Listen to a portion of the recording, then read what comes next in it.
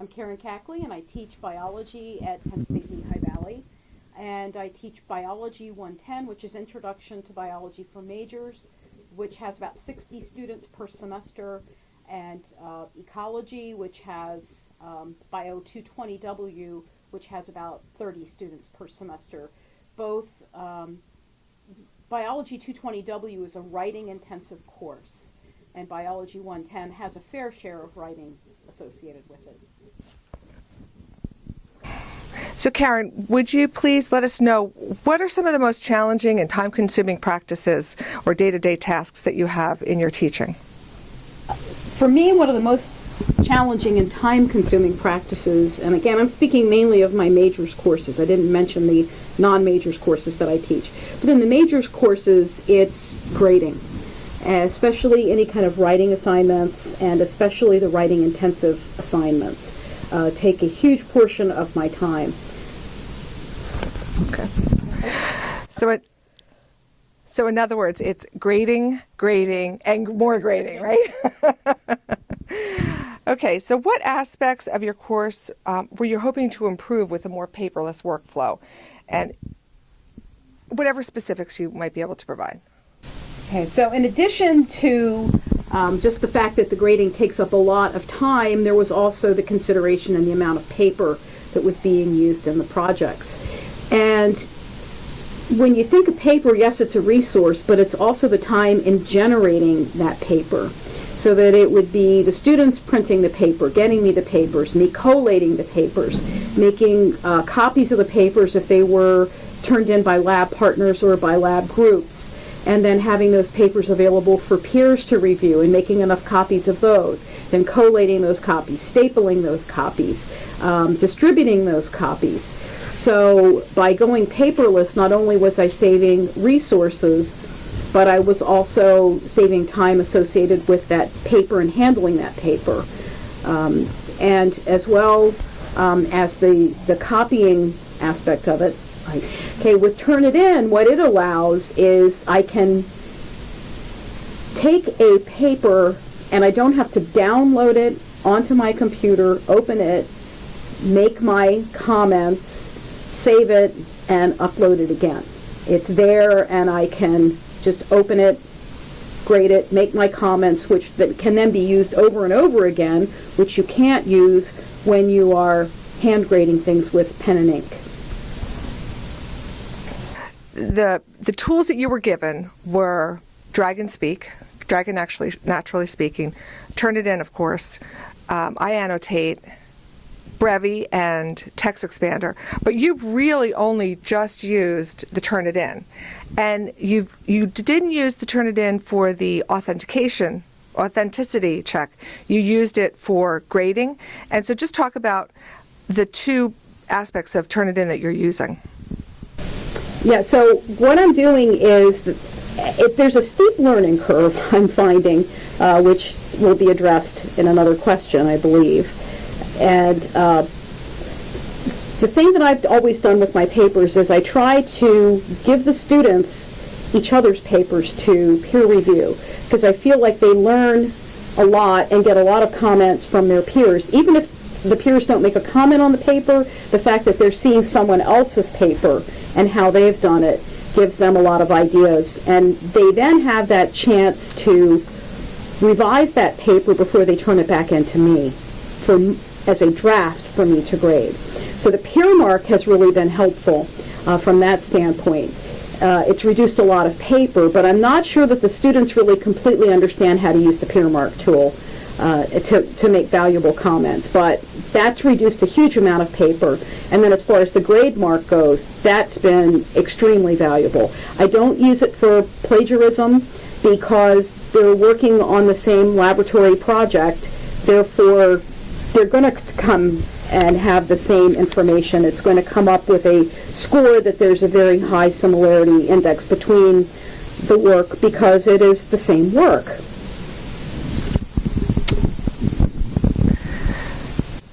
So after you've implemented this paperless grading approach, are you going to use it again?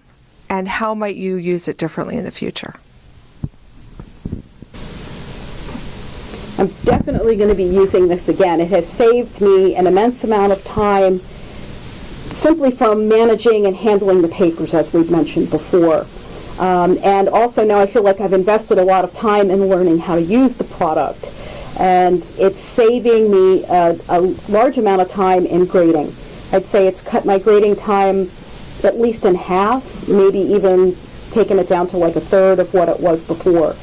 So I'm going to try to refine working on rubrics. I'm going to try to refine the kinds of comments that I include so that I have more of a library to utilize when I'm grading the papers.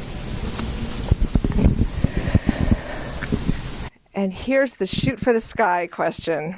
So if time and money were not a factor, what are some innovative teaching practices you've observed or imagined that you'd like to try in your classroom? Shooting for the sky. I would give every one of my students an iPad.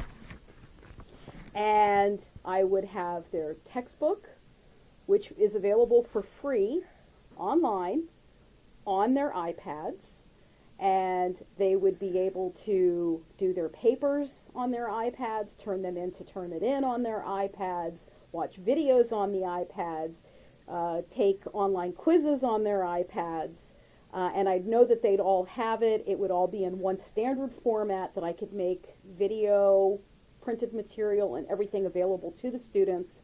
And I would know that even if I made a requirement that they all purchased an iPad, if everyone would sign on to the fact that they would only adopt books that would be available in a format that could be downloaded on the iPad, then we'd save them. They could probably pay for an iPad in one semester with their textbooks. Great. Thank you so much, Karen. Oh, wait, say that again.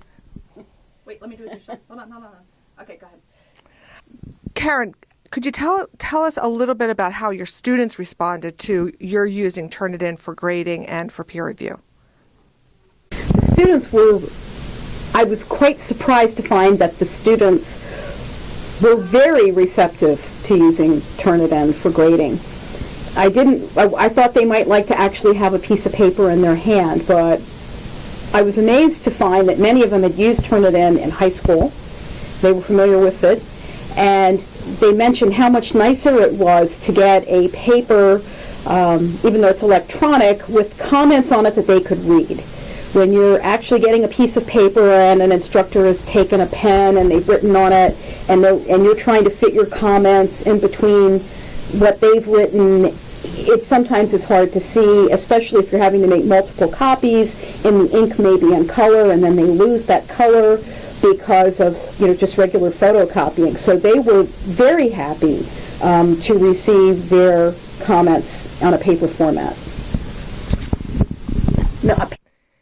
Karen has been very successful in using Turnitin with her students, but there have been some challenges. So, Karen, how about you talk about some of the challenges right out the gate? Right out of the gate, you had a couple of them right from the beginning. Right from the beginning, yeah.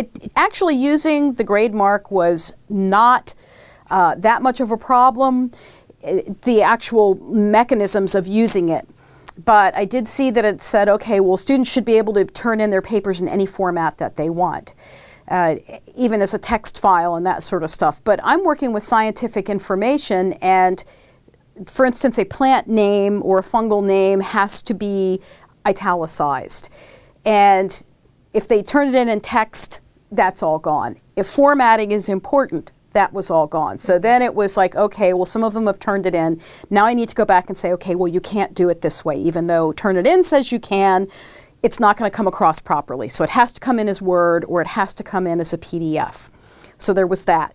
Then it was me understanding exactly what the consequences of all the different dates were. If I had a due date, it shuts the entire assignment down and I can't extend that due date once that due date comes. So if somebody was late, there was no way for me to open that date for someone who might have had an extenuating circumstance. And so then I'm trying to put them into peer mark, but I can't open a peer mark until the other deadline comes. And if somebody's late, they can't necessarily be included. Mm-hmm. So I had some of these issues. Well, I missed turning my paper in, so maybe I'm going to get a 0 on that, but now I can't participate in peer mark because I didn't turn that part in. And then I didn't realize they weren't seeing my comments until a post date came up. I thought that as soon as I made the comments, they'd be able to see them, but they weren't. And I was allowing myself a lot of time to get the grading done. So I would put the postmark off, and I didn't realize what that was. And if I tried to send in a comment to the help desk, I thought it was going to Turnitin help because the button is in Turnitin, but it's actually going to a general help desk, and they didn't understand what I was asking. Yeah, it's the general help. It's turnitin.psu.edu, and it goes to the general Penn State help desk now because Turnitin is no longer a pilot project. Okay, so that's why. So when you have a help question, you have to make sure that you put that you're using Turnitin somewhere in the subject or somewhere in your message, and that was a problem. And that was a problem. So I was sending something in, they had no idea what program I was sending it in for, and I thought it was going to the Turnitin people. So there was that issue. There's been... and then on your peer mark, students, when you have a group project or a group writing assignment and you have 2 or more students with one paper, then what happens? Well, then what happens is only one student, if both of them turn it in, then I have to grade both of them separately for them to see them. So what I'm trying to do so I don't have to grade the exact same paper 2 times is I'm telling one student to submit the paper on behalf of both of them. But the issue is that only the person that submitted it can see my comments. So I have to depend upon the student that turned it in to download it and make it available to their partner. And if they don't do it, then the partner can't see the paper. And if you're working in a group of more than 2 students, it gets to be even more cumbersome because sometimes due to the student number, I have 4 with a paper, and if somebody's behind in downloading it and getting it out to the class, that can become a real issue.